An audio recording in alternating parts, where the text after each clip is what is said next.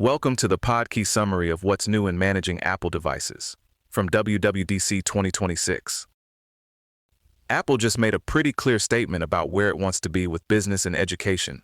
IT, bigger global reach, more automation, and a lot less manual cleanup work.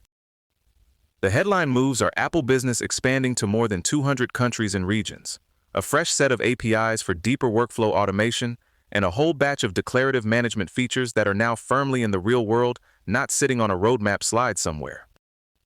And around that, there are some very practical upgrades for admins, from bulk subscription licensing and smoother Mac migrations to better privacy prompts, stronger app security, and smarter sign-in tools.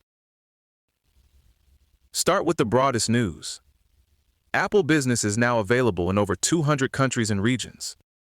That matters because it gives organizations around the world access to things that make Apple deployments much less painful, especially zero-touch deployment and managed Apple accounts.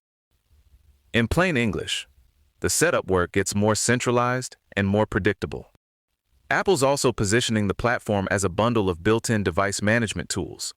So whether a company is small or running a huge global fleet, the first step of getting devices into employees' hands should be simpler than it used to be. Apple also opened up more of the machinery behind Apple Business with new APIs. Developers can now create blueprints and configurations, make changes to users and groups, and pull app license information and audit events.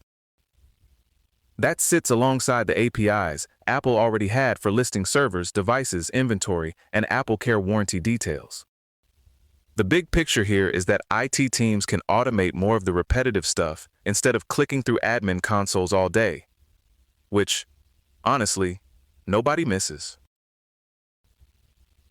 One especially useful addition is volume licensing for App Store subscriptions. IT admins can now buy and manage app subscriptions in bulk through Apple Business Manager and Apple School Manager. Then they can assign those subscriptions to groups using the same workflows they already use for large-scale app deployment. That sounds like a small administrative tweak, but for schools and companies rolling out paid apps to lots of people, it closes a pretty annoying gap. A lot of this update really revolves around declarative management.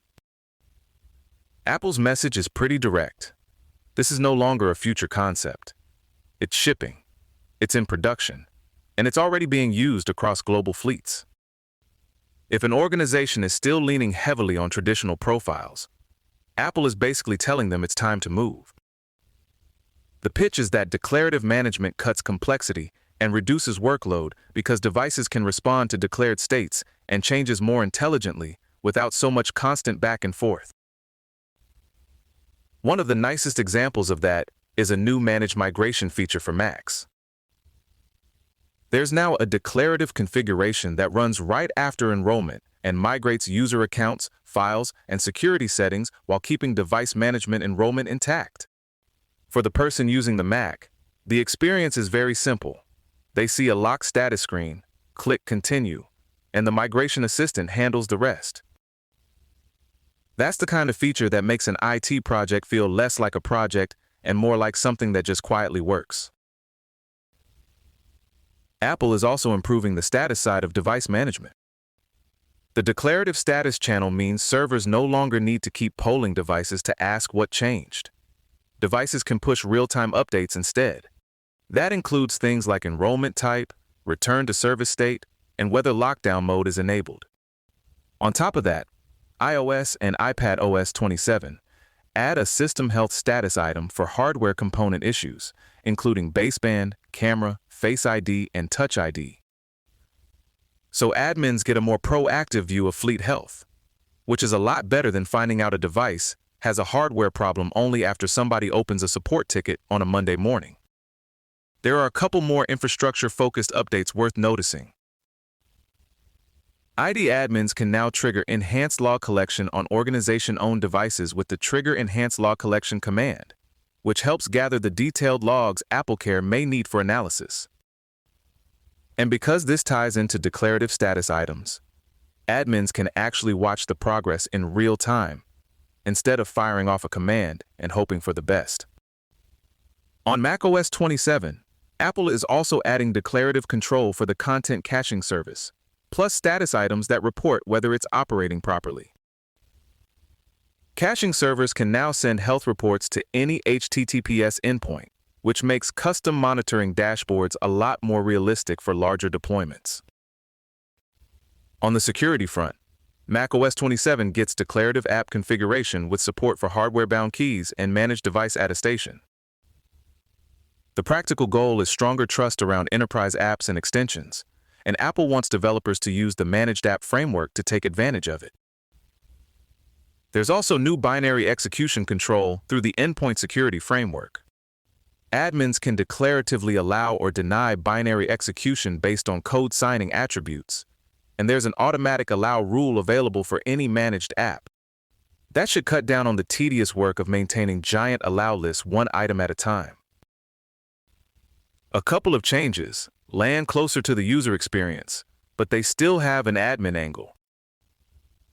Apple is introducing a consolidated privacy consent prompt that appears the first time an app or website launches. Instead of multiple separate prompts, users see one unified dialog with the organization name, the admin's justification, and component-level reasons for access. The highlighted default is Allow, which applies the recommended privacy settings and avoids those repeated per-feature interruptions that tend to confuse people more than help them. And then there's Platform SSO.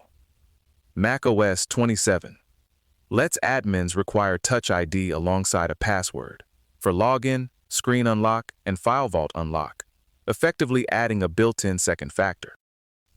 Apple is also adding a secure web view for modern authentication flows, including QR code scanning that's isolated from the web page, and it works offline too. That gives enterprises more flexibility in how they handle sign-in without having to bolt on as many workarounds. Taken together, these updates feel less like flashy headline bait and more like Apple tightening the screws on the day-to-day reality of fleet management. More countries, more automation, better status reporting, and fewer manual handoffs is a pretty solid theme. If you're in IT, there's a lot here that could save time, and if you're not, the short version is your work Mac may eventually become just a little less dramatic. This episode was generated by Podkey. Create your own at podkey.fm.